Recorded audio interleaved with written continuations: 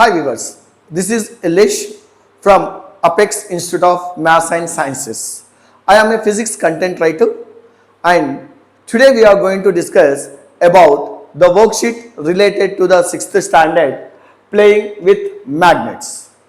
In the previous session already we have discussed about these concepts related to this chapter, that is playing with magnets.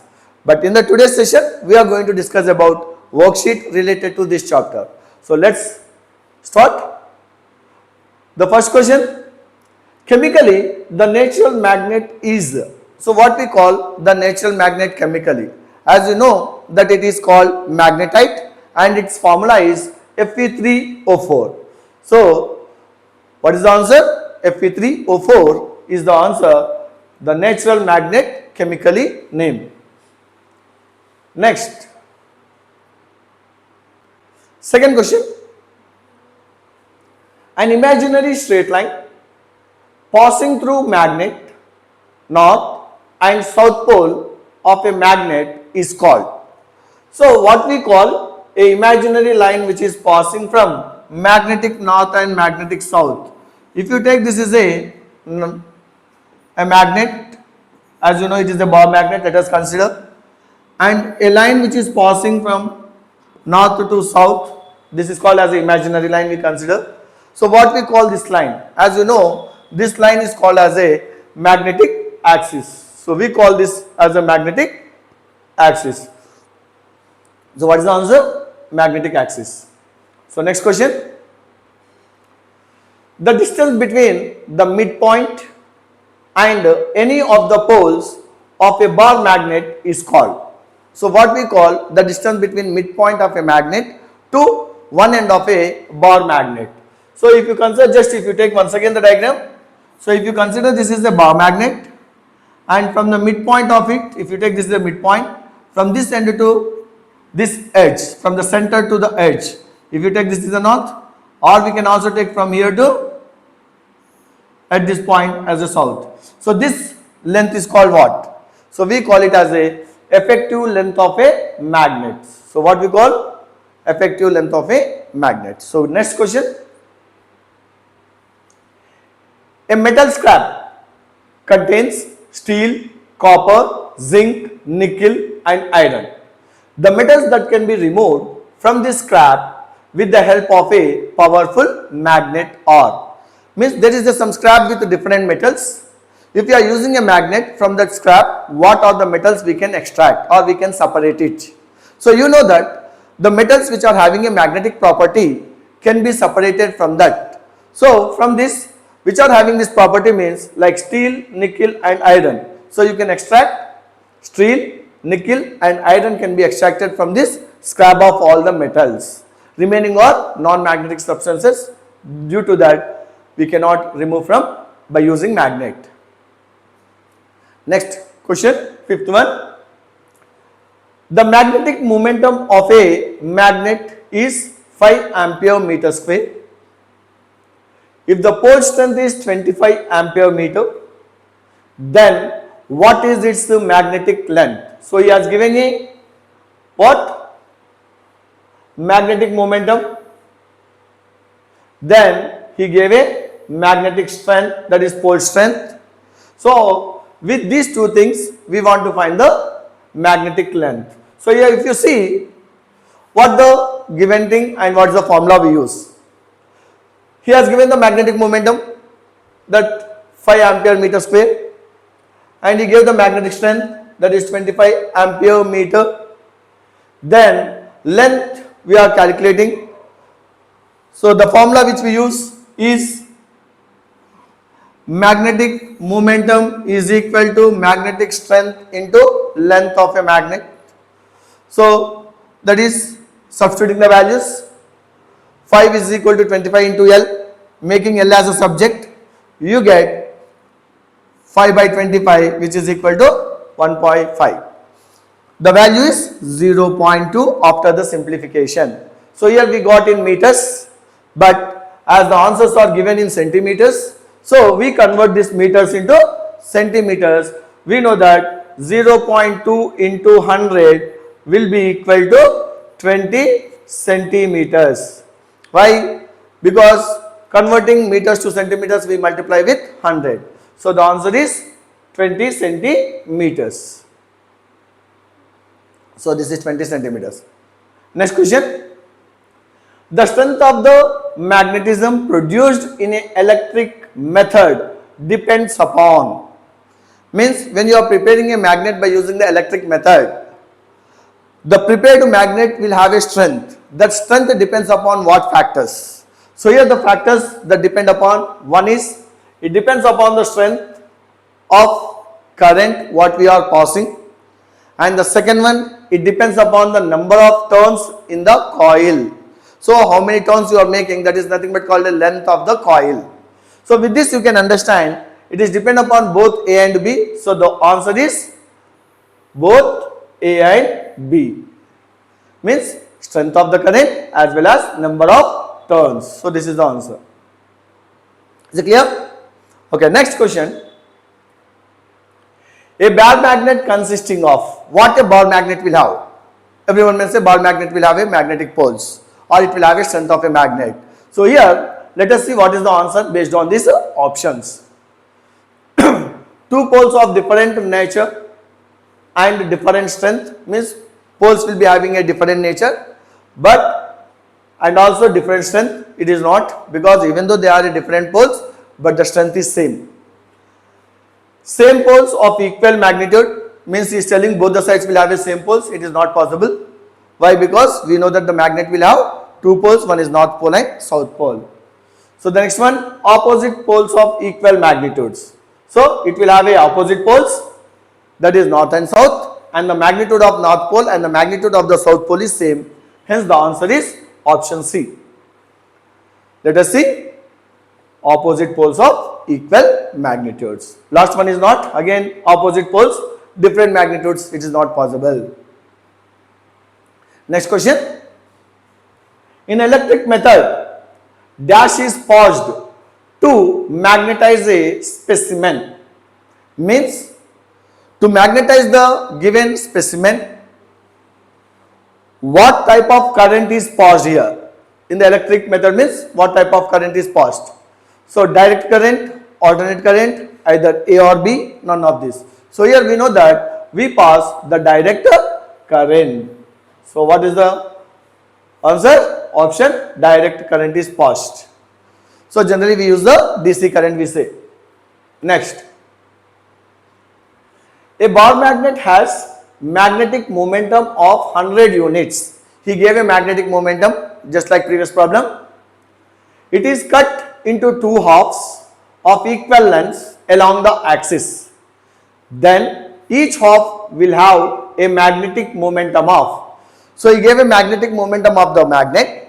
When it is made to cut in the form of an axis, means generally whenever you say axis we take as what? In the direction of we consider basically axial line. We consider in the form of axial line. Means if you take, this is the magnet and this is the north pole and a south pole, and when it is made into two half. So when you cut in the axial line of half, its length will be same, but only its cross section will reduce. So it is equally divided. So the magnetic momentum will also divide into two equal parts.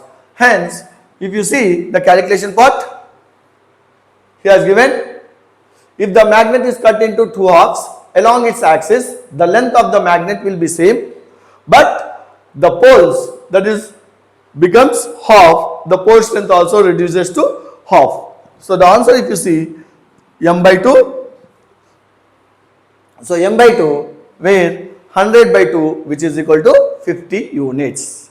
So what is the answer? If you observe this answer, the answer is 50 units. Why? Because it is made into half, only the pole strength is reduced. Next. So let's go for next question. The magnetic length of a bar magnet is 10 centimeters. Then geometric length is. So here we know, or we should have a relation about two things, magnetic length and geometric length. So here we know the formula related to this. Directly if you take geometric length is equal to 6 by 5 times of magnetic length. Geometric length is equal to 6 by 5 times of magnetic length. So here the magnetic length is 10. So when you substitute here 6 by 5 into 10, then you will get 12. So it is equal to how much? 12 centimeters. So this is the thing which you can see. 12 centimeters is the answer. So what is the answer? 12 centimeters. So this is the way which you can take. That is the relationship between geometric length and magnetic length. Okay, next question. A bar magnet of a magnetic momentum of 160 units is cut into two equal parts parallel to its axis and four equal parts perpendicular to its axis. The new magnetic moment of each part will be, so what will be? It's a magnetic momentum of each part. So first you should understand what he did. So what he is telling here, he has taken a one magnet. If you consider, this is a one magnet. First he made into half in the axial line, because into two parts he said. Automatically you will understand this magnetic momentum will become half of it, means 160 by 2 we can take as EIT. Afterwards this again he made into four equal parts. So finally you will see that this is totally divided into 8 equal parts. So directly if you want, you can make the direct answer by using this method as 2 into 4 8 dividing, or step by step. So let us see step by step process. Simple. First, when you made into half, let us take m1 is the magnetic momentum, which is equal to 160 by 2, that is 80 units. So in this case what happened? The first, when it is made into half, it is divided into 80 units, means this part is having 80 units and this part is having 80 units. Is it clear? Means this first part and this is the second part. Later again he made into this one, means if you take one part, how many parts it is divided? 4. So this one again we made into 4, that is m2 is equal to the each part magnetic momentum is equal to 1 by 4 of 80, which is equal to 20. So each part will have how much? Magnetic momentum 20 units. So this is the answer. So you might have understood. So totally you have 8, or if you want you can divide directly 160 by 8 also, you will get the answer. Next. A bar magnet has a magnetic momentum of 60 units. It is cut into 4 equal pieces perpendicular to its axis. Then the magnetic momentum of each part will be just like same, 50 divided by 4 you will get 125. That is 12.5 is the answer. Because we are writing decimal system, that is 12.5 units. Why? Because 50 divided by 4, like previous problem. The next question, a bar is confirmed to be a magnet when it is. So when you confirm it is a magnet, attracts all the magnetized metals, or attracts another magnet, attracts an unmagnetized piece of iron, all of this. So here when it attracts an unmagnetized piece of iron, then you can take it is a magnet. Why? If you take any metal, if other substance is magnetized, it will attract. So we cannot say this is a magnet or a not unless or until we know the poles. So for that reason, when it attracts a unmagnetized iron, we can say it is a magnet. Next, a bar magnet is cut into two pieces as shown below. What will be the configuration of the poles of the two pieces? Means they have taken a one bar magnet, and this bar magnet, if you see, So this is a bar magnet if you consider.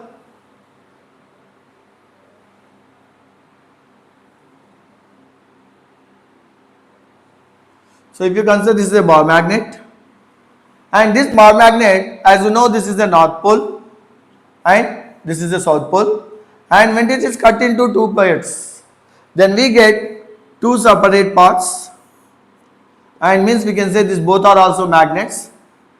Then what will be its configurations? Means he is asking what will be its poles.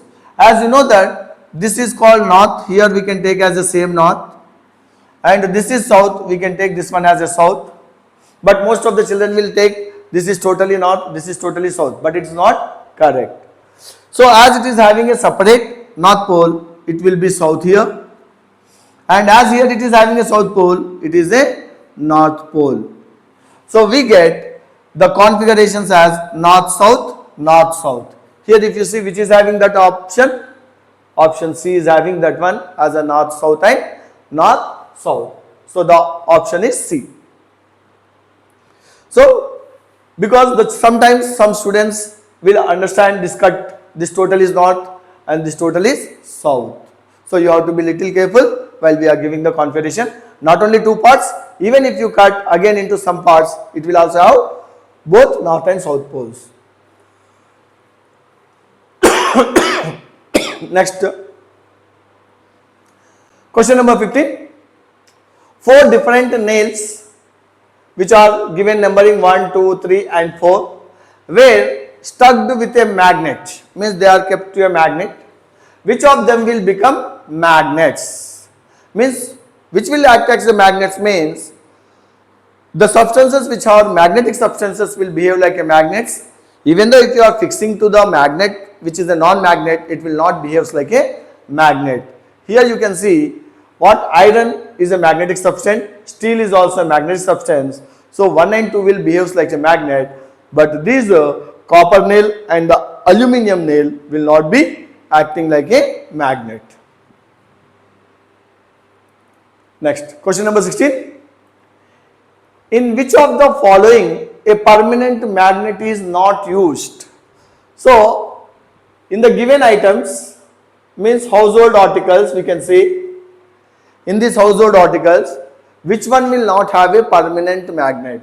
Here if you see, magnetic door will have a permanent magnet, compass will also acts like a permanent magnet, only the electric bells will not have a permanent magnets. They have only what? Electromagnets. Means when the power is supplied, it acts like a magnet. When the power is disconnected, it acts like a normal component.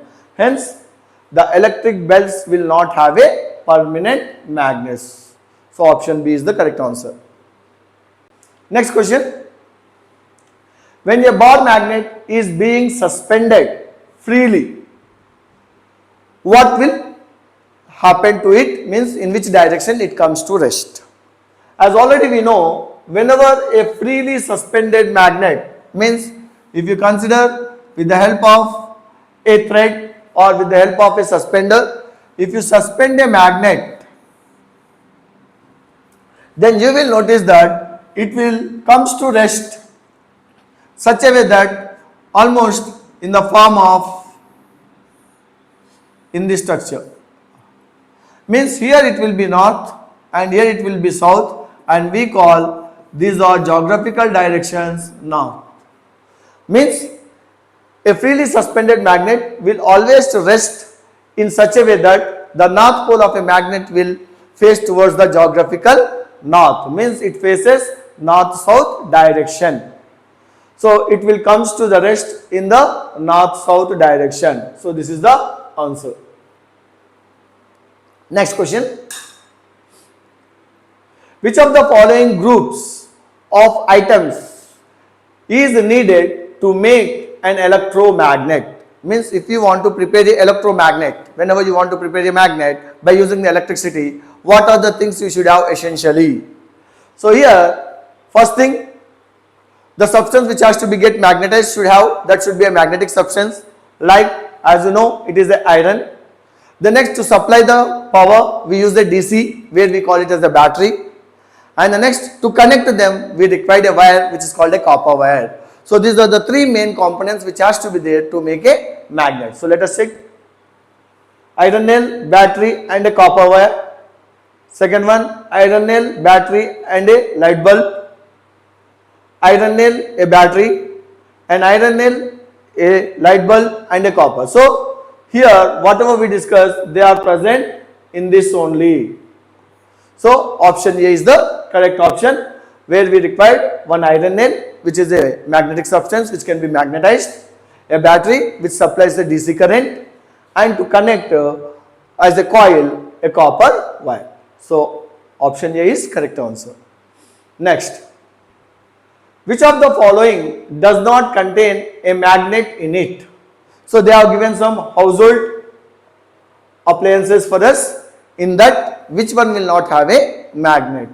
Generally, if you see, what? The torch will not have a magnet. Why? Radio will have a magnet, which we use in the speakers, where the speakers will contain a magnet. And fan, it also have a electromagnet like magnet. Compass is also permanent magnet. Hence, only torch. So answer is torch. Next, letters A, B, C and D represents locations on a bar magnet. Which location has the greatest magnetic force? So around this magnet, there are locations he has given.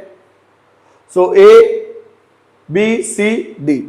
Out of this, which will have a highest magnetic strength or magnetic property? So here we know the poles will have a more magnetic strength compared to the center. So the point D will be having more magnetic force. That is greatest magnetic force. So the point D. So according to this, the options is D. Is it clear? The next question. The diagram below shows a bar magnet resting on top of a piece of white paper. The north and the south poles of the magnet are labeled north and south points A, B, C and D respectively. 4 locations are around the magnet. If iron filings are spread evenly in the circle, which part will have more iron filings at the end of 30 seconds? So here, if you observe these points A, B, C, D, you will see B is almost nearer to the north pole and D is nearer to the south pole. If we generalize and say that, we can say B and D will have more magnetic strength, but if exact distances are taken, so you can see that the B is closer to it. So we can take what? Option B and D, but option B is taken into consideration. So what we take?